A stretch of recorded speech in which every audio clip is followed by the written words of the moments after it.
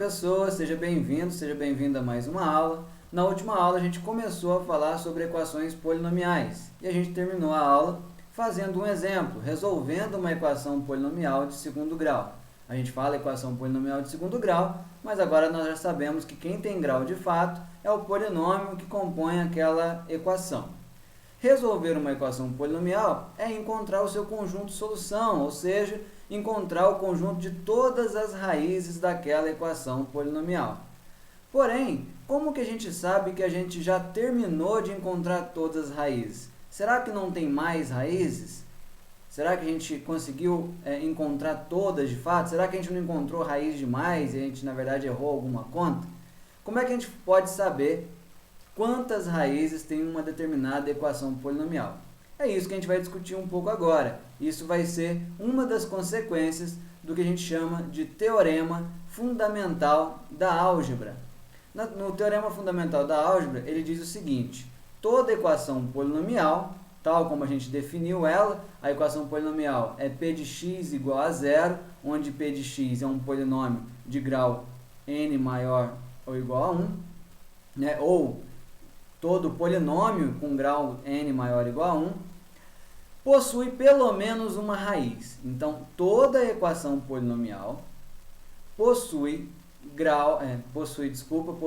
pelo menos uma raiz, ok? Isso poderia ser dito também que todo polinômio com grau maior ou igual a 1 possui pelo menos uma raiz. Nós vamos ver agora quais são as consequências desse teorema fundamental da álgebra. E são, na verdade, as consequências que a gente vai utilizar nos exercícios, são as consequências que vão ser úteis para a gente na prática. Eu vou fazer uma pequena demonstração aqui, tá? Que na verdade vocês não precisam saber reproduzi-la perfeitamente, mas é interessante a gente entender como que a gente chega nessas consequências. O que a gente vai usar de fato na prática são as consequências do teorema fundamental da álgebra. Então, vamos considerar a seguinte equação: p de x igual a zero. Lembrando que o que eu estou considerando como p de x é um polinômio do tipo AN(x) elevado a n menos 1, x elevado a n menos 1, e assim por diante até a zero. É o meu polinômio p de x, e eu estou igualando ele a zero, ou seja, eu estou criando uma equação polinomial geral aqui, onde p de x é um polinômio com grau n maior ou igual a 1. Beleza. Se o meu polinômio p de x aqui possui grau maior ou igual a 1, eu posso aplicar o teorema fundamental da álgebra, que diz que essa equação aqui possui pelo menos uma raiz, ou seja, pelo teorema fundamental da álgebra, eu vou dizer que existe uma raiz α1 para essa equação, ou para esse polinômio. Em outras palavras, o que eu estou querendo dizer? Eu estou querendo dizer que p de α1, tá? Depois vocês vão entender porque eu coloquei α1. P de α1 é igual a zero. Se P de α1 é igual a zero, aí a gente vai lembrar do que a gente estudou dos polinômios, que é o teorema de D'Alembert, ou teorema do fator. Ele diz o seguinte: se P de α1 é zero, então esse P de x é divisível pelo fator x menos α1. O que eu escrevi? Por D'Alembert, P de x, então, é divisível por x menos α1. Se liguem nessa sequência aqui, porque a gente vai usar ela mais de uma vez. Recapitulando, eu estou considerando uma equação polinomial qualquer, p de x igual a zero. Pelo teorema fundamental da álgebra, essa equação possui pelo menos uma raiz. Nenhuma raiz, com certeza, ela não tem.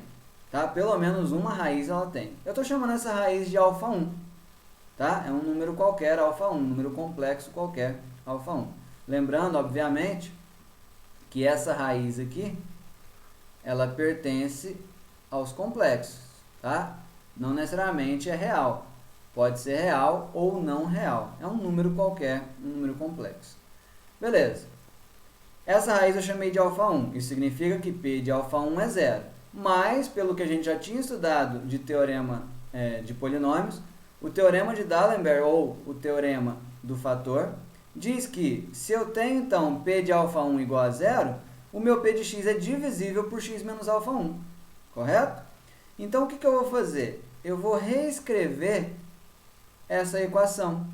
Em vez de P de x igual a zero, dado que P de x é divisível por x menos alfa 1, eu vou escrever que essa equação, na verdade, é x menos alfa 1 vezes q de x igual a zero. O que eu fiz aqui foi reescrever o meu P de x, dado que o meu P de x é divisível por x menos alfa 1. Então, ele ficou x menos alfa 1 vezes um outro quociente. Tudo bem? Então, vamos reagrupar isso aqui. Deixa eu só organizar aqui. Deixa eu trazer isso para cá. E vamos só rearranjar isso aqui para ficar bonitinho. Eu vou trazer isso para cá. E vejam só, para ficar organizado. Eu tinha P de x igual a zero. Agora eu quebrei, eu fatorei esse meu P de x, tá? De acordo com o teorema fundamental da álgebra e com a ajuda do teorema de D'Alembert, ou o teorema do fator. Eu fatorei esse meu P de x, ele é x menos alfa 1, onde alfa 1 é uma das raízes dessa equação, vezes q de x. Agora, esse x menos alfa 1, ele é um polinômio de grau 1. Esse q de x, portanto, só pode ser um polinômio de grau n menos 1. Como que eu sei disso?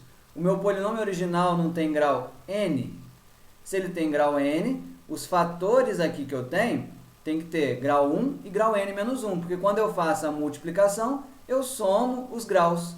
N menos 1 mais 1 vai dar exatamente n.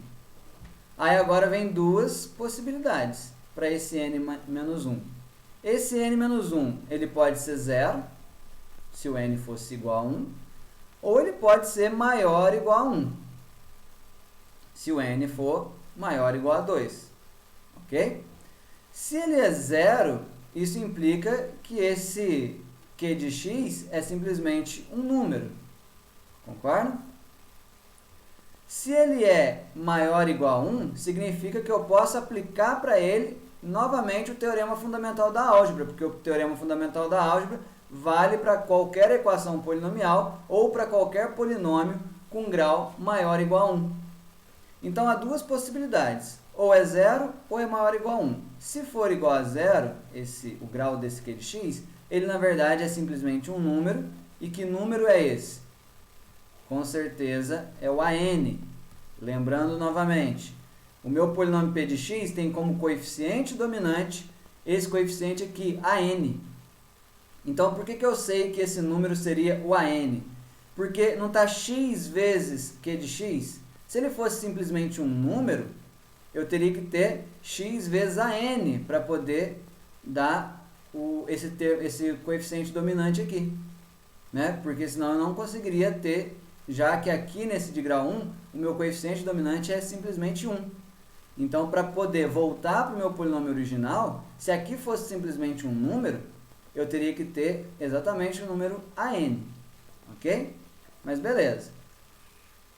Agora, se não é um número, então eu vou aplicar novamente o teorema fundamental da álgebra para o q de x. O que significa isso? Significa o seguinte. Deixa eu só apagar isso daqui. Significa, então, que, pelo teorema fundamental da álgebra, esse q de x, que possui um grau maior ou igual a 1, possui pelo menos uma raiz, que agora eu vou chamar de alfa 2. Agora dá para entender por que eu falei alfa 1 inicialmente. Então, existe uma outra raiz, que agora é a raiz para esse q de x, aplicando o teorema fundamental da álgebra. O que isso significa? Isso significa que q de alfa 2 é igual a 0. Se q de alfa 2 é igual a 0, eu posso aplicar o teorema do fator, ou o teorema de D'Alembert, para o q de x. Isso significa que q de x é divisível por x menos alfa 2. Ou seja, eu posso reescrever essa equação polinomial. Já que o q de x é divisível por x menos alfa 2, eu posso escrever ela como x menos alfa 1 vezes x menos alfa 2 vezes um q' de x, ou seja, eu reescrevi o q de x. E aí eu fatorei mais ainda a minha equação polinomial. Beleza? Então, muito bem, conseguimos fatorar mais uma vez. O que a gente está fazendo repetidas vezes? A gente está repetidas vezes aplicando o teorema fundamental da álgebra junto com o teorema do fator. E com isso a gente está fatorando cada vez mais a nossa equação polinomial. Então deixa eu só trazer isso para cá. Trazer isso para cá e resumir a nossa conversa. O que a gente fez até agora? Pelo teorema fundamental da álgebra, dado uma equação qualquer, uma equação polinomial qualquer, ela possui pelo menos uma raiz. Então, eu consigo fatorar esse polinômio p de x original a partir do conhecimento dessa raiz. Então, eu fatorei ele num polinômio de grau 1 com um polinômio de grau n-1. Se esse polinômio de grau n-1 continua com um grau maior ou igual a 1, eu aplico para ele também o teorema fundamental da álgebra. E aí eu consigo fatorar ele. E aí eu vou ter um outro polinômio de grau 1. Ou seja, eu tenho aqui um fator que é um polinômio de grau 1, um outro fator que é um outro polinômio de grau 1, e eu tenho um outro fator aqui que é um polinômio de grau quanto? De grau n-2. Como é que eu sei que é grau n-2? Porque se eu estou multiplicando esses três fatores, eu vou somar os graus. Então, 1 mais 1 mais n-2 dá exatamente o grau n do meu polinômio original. E aí eu tenho novamente dois caminhos a seguir. Ou esse n-2 é zero, ou esse n-2 é algo maior ou igual a 1. Se ele for zero, de novo, ele é um número. Né? Se o grau for zero, então ele vai ser simplesmente um número. Que número que ele vai ser? Ele vai ser a n. Como é que eu sei que é a n? Porque se eu tenho o meu polinômio, de novo, meu polinômio p de x, ele é a nx elevado a n, x vezes a n, para poder dar, no caso, a nx quadrado, se fosse um polinômio de grau 2. Ou n-2 ainda não deu zero, ou n-2 ainda é um número maior do que 1, ou seja, eu posso aplicar novamente o teorema fundamental da álgebra. Perceberam onde que a gente vai parar? A gente vai ficar aplicando o teorema fundamental da álgebra várias vezes. Quantas vezes? Até que esse n menos alguma coisa, de fato, seja zero. E aí a gente vai encerrar, porque aí a gente não vai ter como mais aplicar o teorema fundamental da álgebra. Então, quantas vezes que a gente vai fazer isso? Até aqui a gente já fez 2 vezes. Quando que n-2 vai ser zero? Exatamente quando isso aqui for igual a n.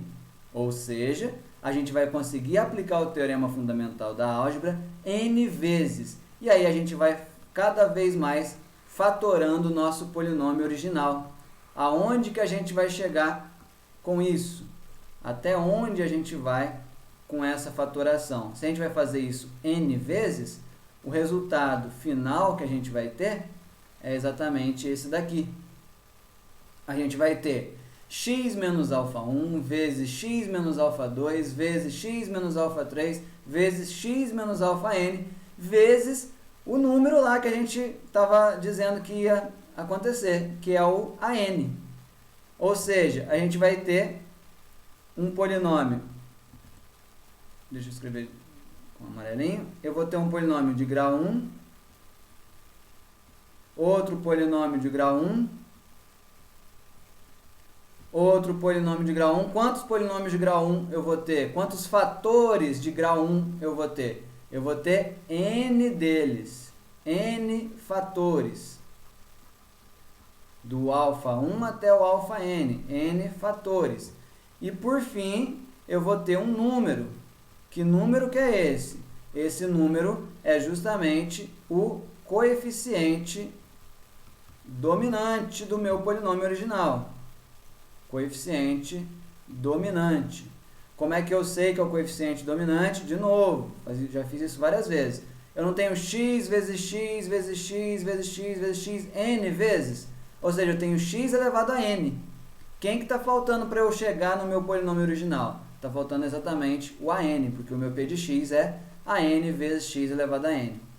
Portanto, eu consigo, aplicando o meu teorema fundamental da álgebra n vezes, ou seja, aplicando ele várias vezes, eu consigo pegar uma equação original e ir fatorando o polinômio que compõe ela até uma fatoração máxima aqui, com n fatores de primeiro grau e o coeficiente dominante.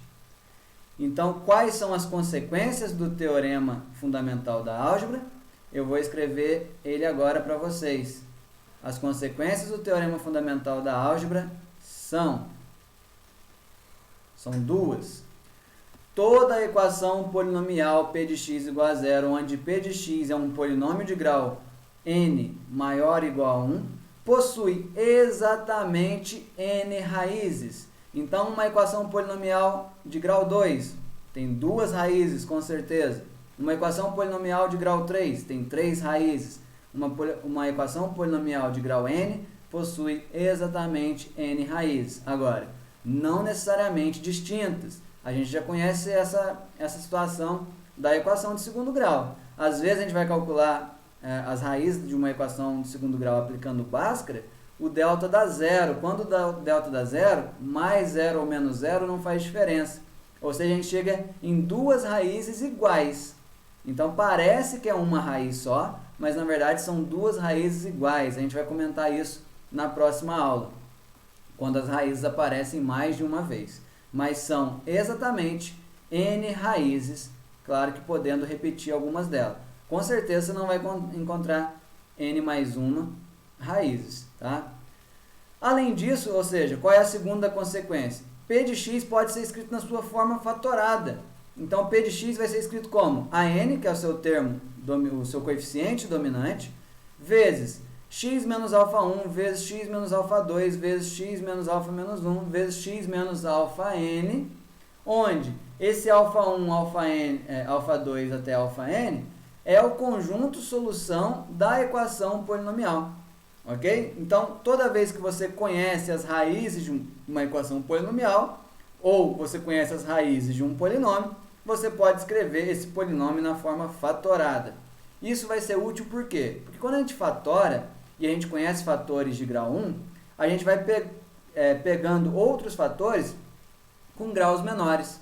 Então, eu vou fazer um exemplo daqui a pouco, na parte 2 dessa aula, em que a gente pega um polinômio de grau 3, por exemplo, e fatora ele com um polinômio de grau 1 e um polinômio de grau 2. Isso faz com que a gente consiga encontrar as raízes dele. Ok? Então, muita atenção para essas duas consequências do teorema fundamental da álgebra. A gente vai usar muito isso ao longo dos exercícios. Ok? Espero que tenha ficado claro e até a próxima.